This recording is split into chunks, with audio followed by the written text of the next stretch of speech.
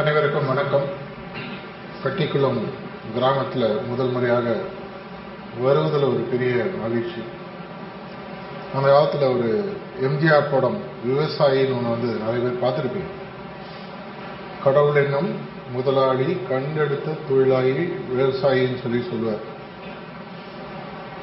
விவசாயம் சார்ந்த இந்த ஊரில் விவசாயம் செய்யக்கூடிய அந்த குடும்பத்தை சார்ந்தவர்கள் எல்லோரும் இங்க உங்களை பார்க்கறதுல ஒரு சந்தோஷமான விஷயம். அதே பாட்டுல நீங்க பாத்தீங்கன்னா இன்னொரு வரி உண்டு. என்ன வளம் இல்லை இந்த திருநாட்டில், ஏன் கையை ஏந்த வேண்டும் வெளிநாட்டு. எல்லாம் கரெக்டா ஒத்து பாடுவீங்க, நல்லா இருக்கு. ஆனா இது கொஞ்சம் நீங்க ஆழமா யோசிச்சு பார்த்தீங்கன்னா நம்மளுடைய வாழ்க்கைக்கான பல விஷயங்கள், கவிஞர் கண்ணதாசனுடைய பல பாடல்கள், அவர் நம்மளுடைய ஆன்மீக வழியை பற்றியும் எழுதியிருக்காரு. அர்த்தமுள்ள இந்து மதம் புத்தகத்தில் அவர் நம்மளுடைய குருநாதர் பாபு மகாராஜருடைய ரியாலிட்டி அட் டானை பற்றி கூட ஒரு இடத்துல பேசி அதை பற்றி ஒரு சில பேராகிராஃப் எழுதியிருக்காரு. இது எதற்காக சொல்றேன்னா, அந்த முக்கியமான வரிகள், எந்த வளம் இல்லை இந்த திருநாட்டில். இந்த திருன்ற வார்த்தையை நீங்க எடுத்தீங்கன்னா அதுக்கு ஒரு அர்த்தம் இருக்கு. திரு என்பது நார்மலாக பார்த்தீங்கன்னா கடவுள், அதனாலதான் அது பேர் திரு அப்படின்னு சொல்லுவாங்க. திருன்னு சொன்னா கடவுள், இல்லை கடவுளை போன்றவர், இல்லை கடவுளை நோக்கி செல்லக்கூடியவர்னு எடுத்துக்கலாம் தமிழ்ல. இந்த நாடுன்றத நீங்க ஒரு மண்ணாக புரிந்து கொண்டாலும், என்னை பொறுத்த வரைக்கும் நான் எடுத்துக்கிறது, இந்த நாடு என்பது என்னுடைய உட்புறத்தை குறிக்கக்கூடிய விஷயம். எந்த வளம் இல்லை இந்த திரு நாட்டில், ஏன் கையை ஏந்த வேண்டும் வெளிநாட்டு. மற்றவங்கள்ட்ட நம்மளுக்கு தேடுவதற்கான தேவையே இல்லை என்பதை புரிய வைப்பதுதான் ஆன்மீகத்தினுடைய முக்கியமான குறிக்கோள். உங்களுக்கு என்னென்னலாம் வேணுமோ, மனிதனுக்கு நார்மலாக பார்த்தீங்கன்னா 3 விஷயங்கள் முக்கியம் என்பது என்னுடைய புரிதல். நிம்மதியாக இருக்கணும், மகிழ்ச்சியாக இருக்கணும், தொடர்ச்சியான வளர்ச்சி இருக்கணும். இது 3ம் ஒரு மனிதனுக்கு எப்ப தங்குதடையின்றி கிடைக்கிறதோ அவனுடைய வாழ்க்கை நன்றாக அமைந்திருக்கிறது என்று அர்த்தம். நிறைய பணம் இருக்கு, ஆனா மனசுல நிம்மதியோ இல்லை வாழ்க்கையில மகிழ்ச்சியோ இல்லைன்னு சொன்னா அது இந்த பூமியிலே நீங்க வாழும்போது இருக்கக்கூடிய நரகம். நிம்மதி இருக்கு, பெருசா மகிழ்ச்சி இல்லை, பணமும் இல்லை, செல்வந்தம் இல்லைன்னா அது ஒரு விதமான கஷ்டம். இது 3மே தொடர்ச்சியான சப்ளைல இருக்கணும்னா இயற்கையில இதுக்கு வழிமுறைகள் இருக்கு. ஆனா இதை நம்ம தமிழ் எப்பவும் சொல்ற மாதிரி, இருக்கும் இடத்தை விட்டு இல்லாத இடம் தேடி எங்கெங்கோ அலைகின்ற ஞானத்தங்கம்ன்ற மாதிரி, நம்மள்டே இது இருக்குன்றதை தெரிந்து கொண்டும் இல்லை தெரியாமலையோ எப்பொழுதுமே இதை நம்ம வெளியில தேடிட்டு இருக்கோம். நிம்மதியை வெளியில தேடுறோம், மகிழ்ச்சியை வெளியில தேடுறோம். பாபுஜி மகாராஜ் அடிக்கடி சொல்லக்கூடிய ஒரு விஷயம், நம்மளுடைய மகிழ்ச்சிக்கும் வாழ்க்கையில் நம்மை சுற்றி நடக்கக்கூடிய விஷயங்களுக்கும் சம்பந்தம் இல்லைன்றது முதல்ல புரியணும். இது நடந்தா நான் மகிழ்ச்சியாக இருப்பேன், எனக்கு இவ்வளவு சம்பள உயர்வு வந்தால் நான் மகிழ்ச்சியாக இருப்பேன், என்னுடைய மருமகளை மதிச்சா மகிழ்ச்சியாக இருக்கும். லைஃப்ல இருக்க முடியாது, அவங்க எல்லாருக்கும் தெரியும். கரெக்டாமா? எல்லாம் தலையாட்டுறாங்க பாருங்க. இதே மாதிரி நம்மளுடைய மகிழ்ச்சியை எப்பொழுது நம்ம வெளிப்புறப்படுத்துகிறோமோ அப்பொழுது மகிழ்ச்சி என்பது அநேகமாக ஒரு எட்டாக்கனியாக தான் இருக்கும். அதனாலதான் கிருஷ்ணர் சொல்லக்கூடிய ஒரு விஷயம், be happy under all circumstances. எல்லா நேரம் எந்த விதமான சிச்சுவேஷனாக இருந்தாலும் மகிழ்ச்சியாக இருக்க கற்றுக்கொள்ளுங்கள். அப்படின்னா இந்த மகிழ்ச்சி எங்கேருந்து வருகிறது, நிம்மதி எங்கேருந்து வருகிறது, வளர்ச்சி எங்கேருந்து வருகிறது, இதை தேடுவதற்கு நான் நகர்ப்புறம் தான் போகணுமா? எல்லாருக்குமே இது உண்டு. நான் பிறக்கிறதுக்கு முன்னாடி என்னோட அப்பா அம்மா சென்னையை நோக்கி வந்துட்டாங்க. அதனால் நான் பிறந்து வளர்ந்து சென்னையாக இருந்தாலும் அவங்க வந்ததுக்கு ஒரு முக்கியமான காரணம் பொருளாதார ஏற்றம் இன்னும் பெட்டரா இருக்கும். இப்படிதான் இங்க இருக்கிறவங்க எல்லாரும் நம்ம விட்டுட்டு போயிடுறோம். ஏன்னா எல்லாமே வெளியில இருக்குன்னு நினைச்சிட்டு இருக்கோம். வெளிநாடு என்பது ஒரு வெளி ஊர் கூட ஒரு விஷயத்துல பாத்தீங்கன்னா வெளிநாடு தான். சார்ஜி மகாராஜ் எங்களுடைய 3வது குருநாதர் அடிக்கடி சொல்லக்கூடிய ஒரு விஷயம்,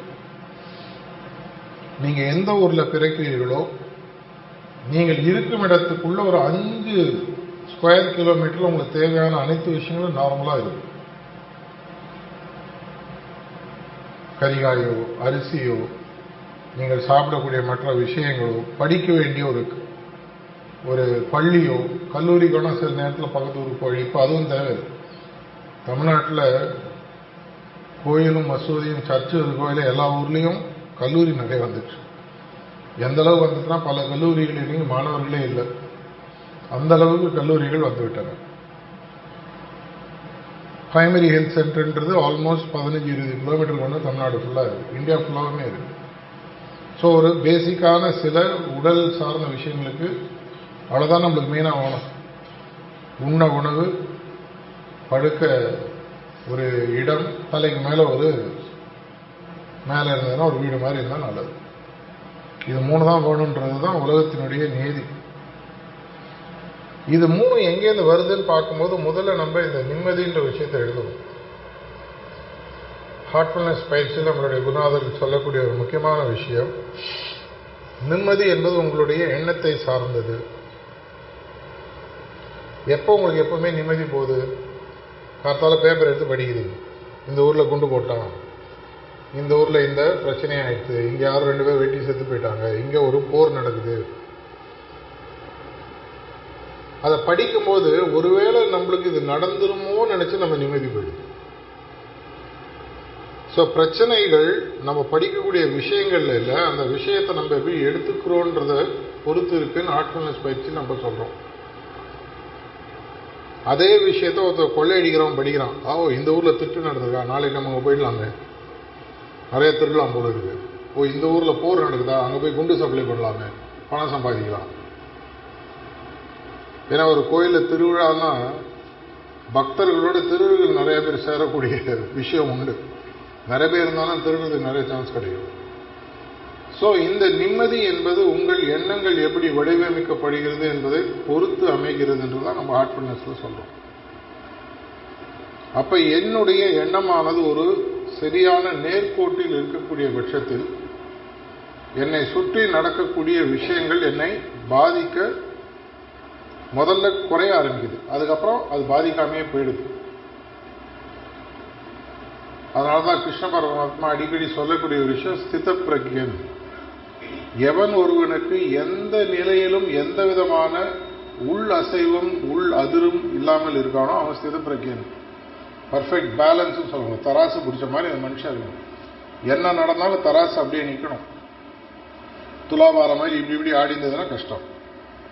இது செய்ய முடியுமான எளிமையான பயிற்சிகள் மூலமாக முடியும். சில பேருக்கு 1 வாரத்தில் அமையும், சில பேருக்கு 1 வருஷத்தில் அமையும், சில பேருக்கு அமையவே அமையாது. நம்ம கண்ணு முன்னாடி ஒரு பெரிய குளம் இருக்கிறது.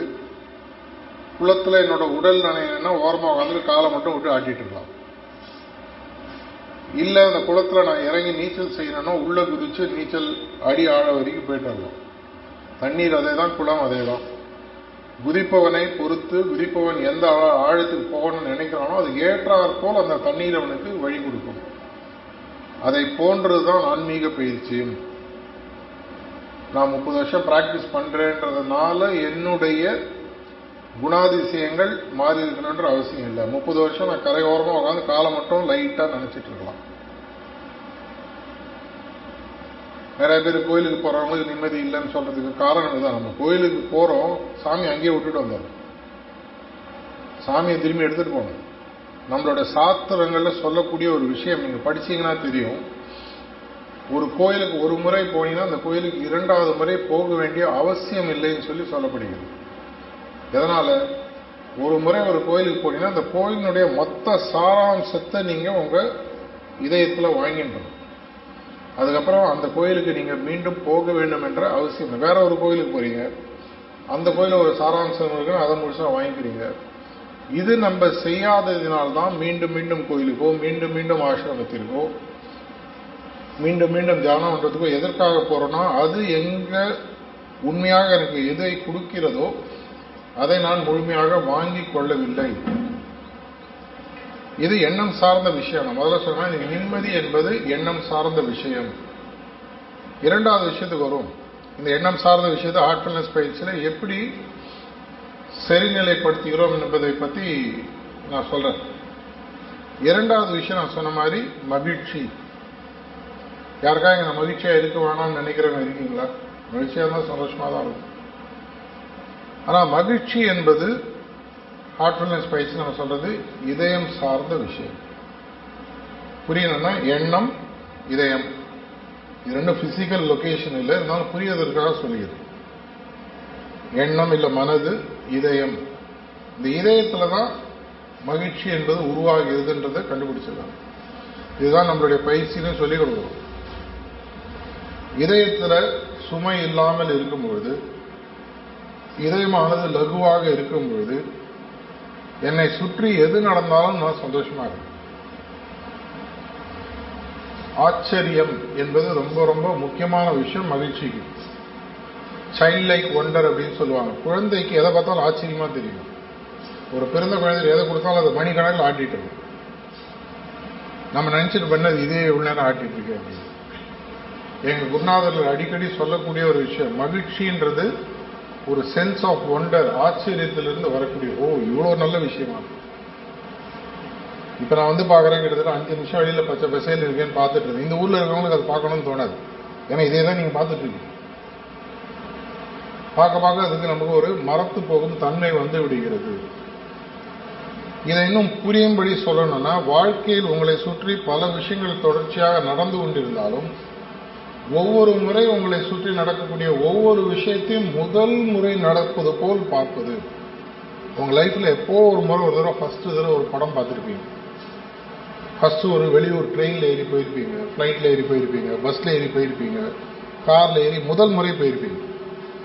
அந்த முதல் முறை போகும்போது எவ்வளவு மனசு குதூகலமாக, ஏதோ புதுசா பார்க்க போறோம், இதான் காரா, இப்படிதான் இருக்குமா, இப்படிதான் ஏசி வருமா. இதை 2வது 3வது 4வது 5வது முறையும் உங்களால் கொண்டு வர முடிந்தால் உங்களுக்கு மகிழ்ச்சியினுடைய சாவி கிடைச்சாச்சு. ஒவ்வொரு முறை என்னை சுற்றி நீங்களாம் கஷ்டப்பட்டு டெய்லி சமைக்கிறீங்க. ஆனா உங்க வீட்டுக்காரர் என்ன இதே சாம்பாரா, இதே ரசமா, இதே கூட்டா, இப்படிதானே உங்களுக்கு கேட்கறாங்க.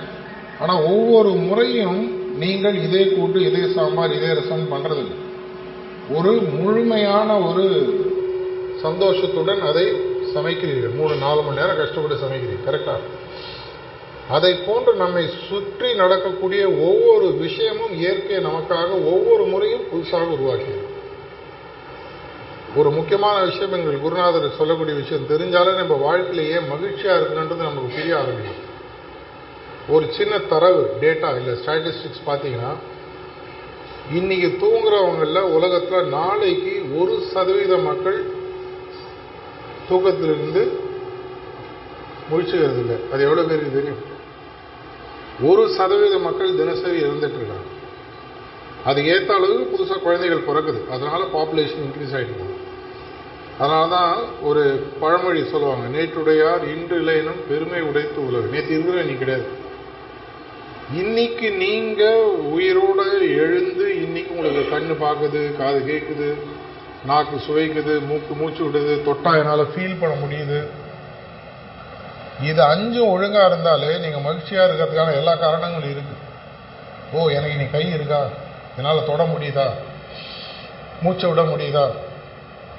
இந்த உணர்வு எனக்கு எப்பொழுது சரியாக அமைகிறதோ என்னை சுற்றி எப்பொழுதுமே மகிழ்ச்சி தான். அட்லீஸ்ட் என்னுடைய ஹார்ட்ஃபுல்னஸ் பயிற்சியில் இதெல்லாம் முழுமையாக கத்துட்டு இருக்கு. என்னை சுற்றி நடக்கக்கூடிய பல விஷயங்கள் எனக்கு பிரச்சனையோ கவலையோ மன உளைச்சலையோ உருவாக்கக்கூடிய விஷயங்களாக தான் அமைஞ்சிட்டு இருக்கு. ஆனா இதையும் மீறி இவ்வளோ விஷயங்கள் நல்லா இருக்கு. எத்தனை கோடி இன்பம் வைத்தா இறைவான் பாடுறாங்களே, என்னை சுற்றி எவ்வளோ விஷயங்கள் நல்லா இருக்குது.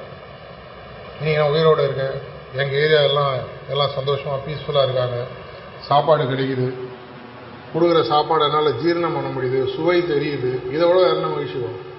சின்ன விஷயங்கள் வாழ்க்கை இன்ஃபேக்ட் பார்த்தீங்கன்னா சின்ன விஷயங்கள தான் மகிழ்ச்சி. இதை நம்ம தொலைச்சிட்டோம். இதை நீங்கள் கண்டுபிடிச்சிங்கனால இன்னிலேருந்து தொடர்ச்சியாக மகிழ்ச்சியாக இருக்கலாம். பரவாயில்லையே, நான் மருமக போன் இன்னைக்கும் திட்டுதேன்னு சந்தோஷப்படுது. நாலுலேருந்து வேற மாதிரி பார்க்கலாம். அதே திட்டுப்பா, இன்னைக்கு கொஞ்சம் டிஃப்ரெண்டாக திட்டு, இதெல்லாம் நல்லா இருக்குமா, நாளைக்கு வேற மாதிரி திட்டு. அதுவே போர் அடிச்சு நாளைக்கு எதே ஃப்ரெண்ட் ஆகிடும். இதே மாதிரி நம்ம பார்க்கக்கூடிய விஷயங்களை வேறு பார்வையுடன் தினசரி புதுசாக பார்க்க ஆரம்பிக்கக்கூடிய ஒரு விஷயத்தை ஹார்ட்ஃபுல்னஸ் பயிற்சி சொல்லிக் கொடுக்குது. எப்படின்றது அப்புறம் சொல்றேன். மூன்றாவது சொன்ன மாதிரி வளர்ச்சி. வளர்ச்சி என்பது பணம் சார்ந்தது மட்டுமா?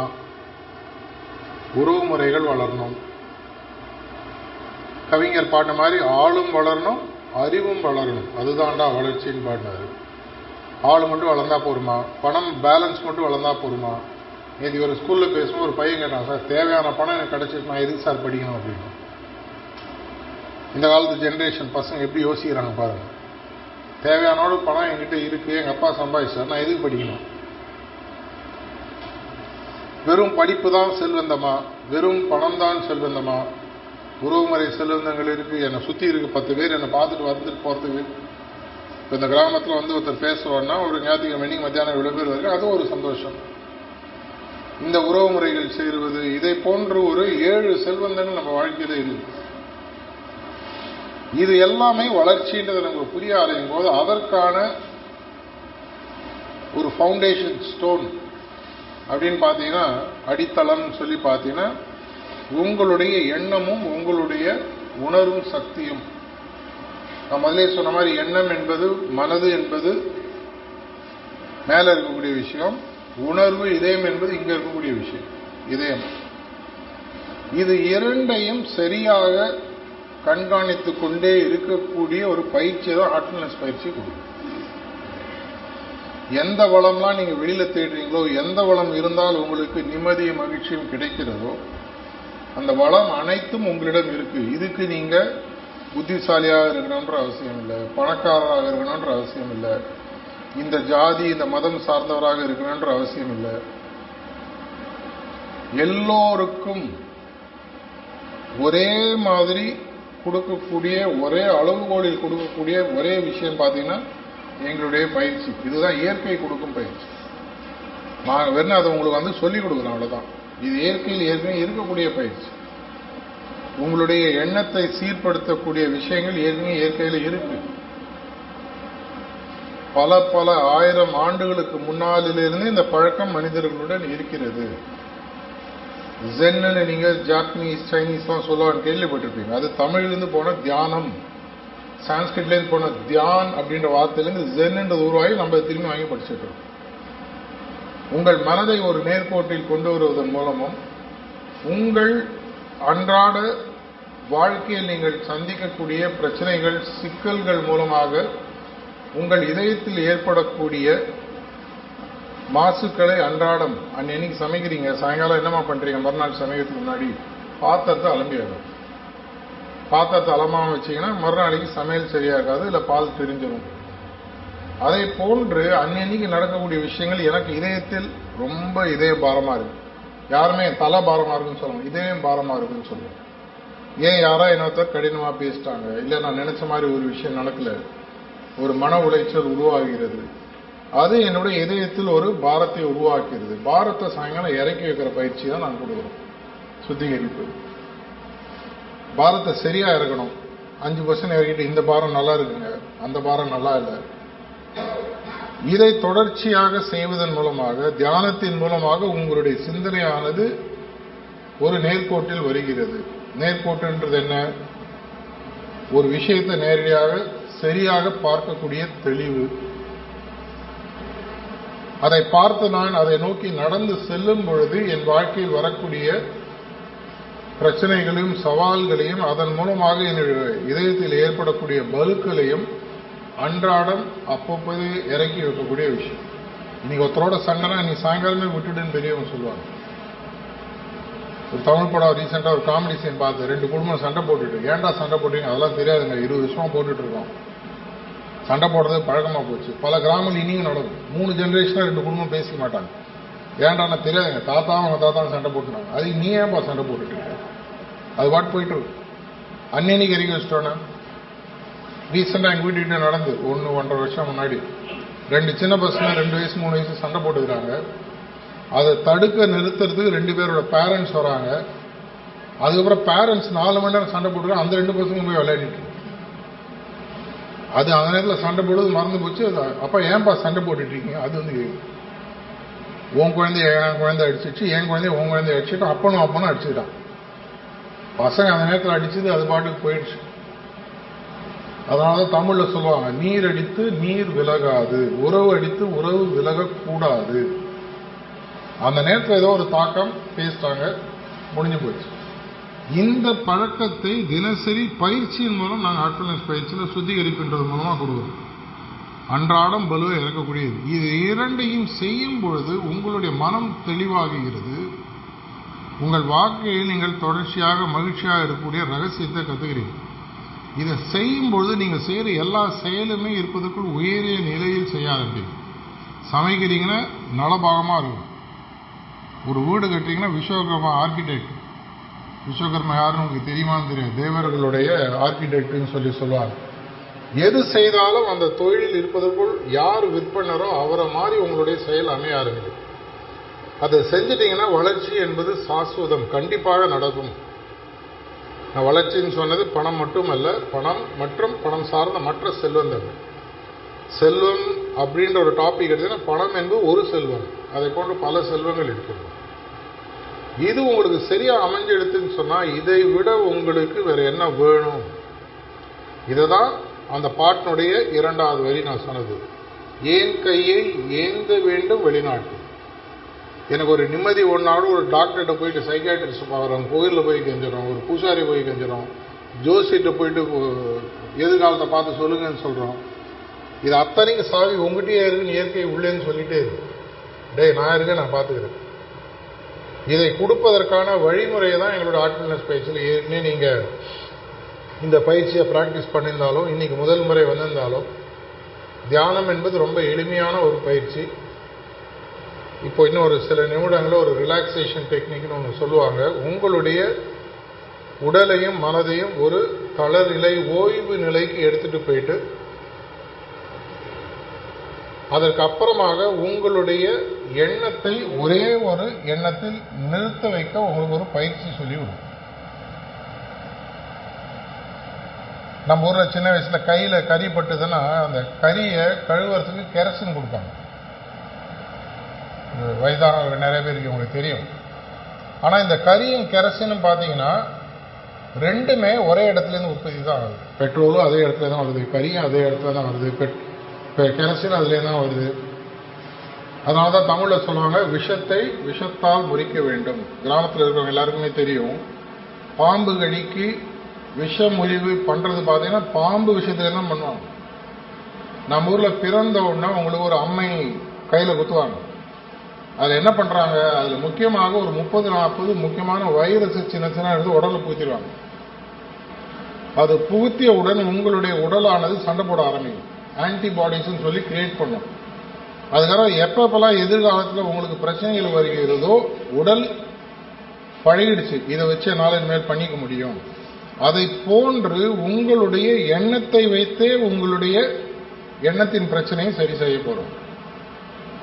அர்ஜுனனுக்கும் மற்ற வீரர்களுக்கு என்ன வித்தியாசம்? அர்ஜுனனுக்கு அந்த பறவையினுடைய கண் மட்டும்தான் தெரிஞ்சது, மற்றவங்களுக்கு எல்லாம் தெரிஞ்சது. அதனால மற்றவங்களால அம்பு விட முடியல, அவனுக்கு மட்டும் கரெக்டா அம்பு கண்ணில் போய் பட்டுது. அதை போன்று உங்களுடைய எண்ணங்கள் ஒரு இடத்துல வச்சீங்கன்னா அங்கேயே நிற்கும்.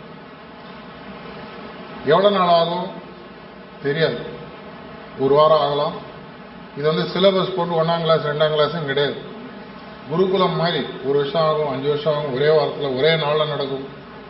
கண்ணை மூடி உட்காந்தீங்கன்னா இமை அசைதோ இல்லையோ மனது அசையாது ஒரே இடத்தில் இருக்கு. இது எப்படி சார் எங்களுக்கு புரிய வைக்கிறது?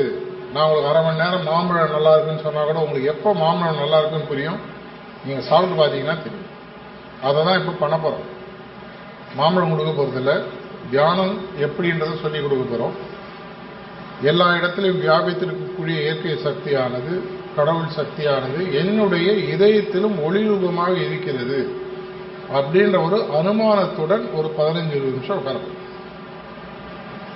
அப்படி உட்காரும் போது இதயத்தில் என்ன நடக்குன்றத நீங்க கவனிங்க. இதை மீறிய பிராணாகுதி தெய்வத்தின் ஒரு அருள் சக்தியானது உங்கள் இதயத்தில் செலுத்தப்படும். அது எங்கேருந்து வருது? சூரிய ஒளி எங்கேருந்து வருதோ அதே மாதிரி அது பாட்டுக்கு வருது. இந்த ரூமுக்குள்ள சூரிய ஒளி தெரியுது. எங்கேருந்து வருது? நானா குழந்தை கொண்டு வரல, ஆனா இருக்குன்னு நான் சொல்றேன். அது பாட்டுக்கு வருது. அதை போன்று இந்த பிராணாகுதி என்பது உங்களுடைய இதயத்தில் செலுத்தப்படும். இது மெதுவாக மெதுவாக மெதுவாக உங்களுடைய எண்ணத்தை செப்பனிட்டு ஒரு இடத்துல கொண்டு நிறுத்தும். அன்றாட பிரச்சனைகளை அன்றன்றே இறக்கி வைக்கக்கூடிய இது சுத்திகரிப்புன்ற பயிற்சியை உங்களுக்கு அப்புறம் சொல்லிக் கொடுப்பாங்க. இன்னைக்கோ நாளைக்கோ நம்ம டாக்டர் அவருடைய டீம் இங்க ஒர்க் பண்ணுவாங்க. எப்போ உங்களுக்கு முடியுமோ, அவருடைய சொந்த ஊர் இது, அவருக்கும் ஒரு நன்றி இதை ஏற்பாடு பண்ணி கொடுத்ததுக்கு.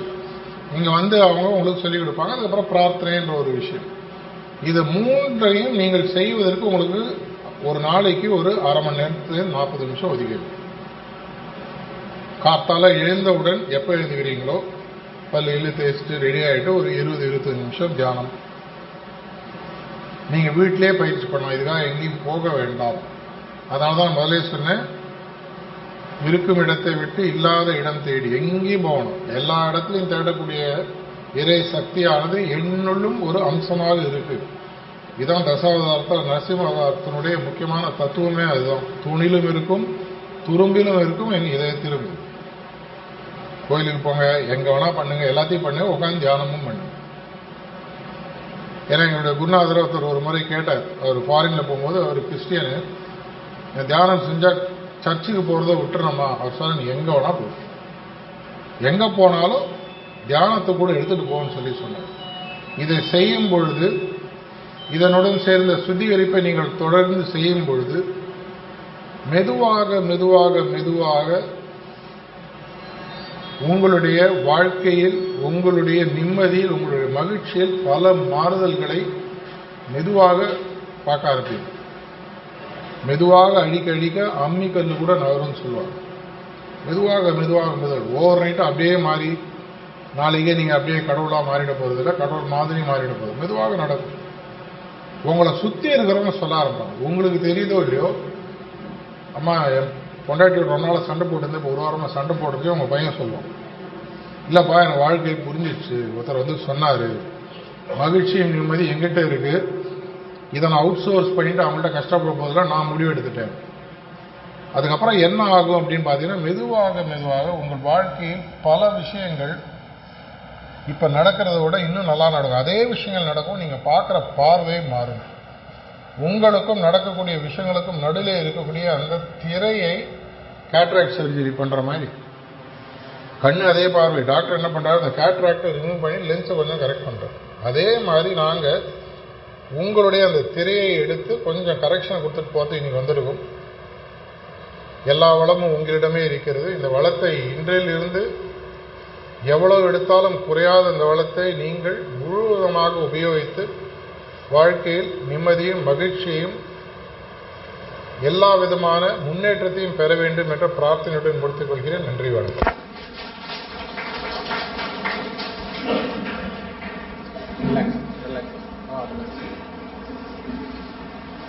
மொபைல் போன் சொல்லிடுங்க. சின்ன பசங்க தான் சொல்லி கொடுக்குறேன்.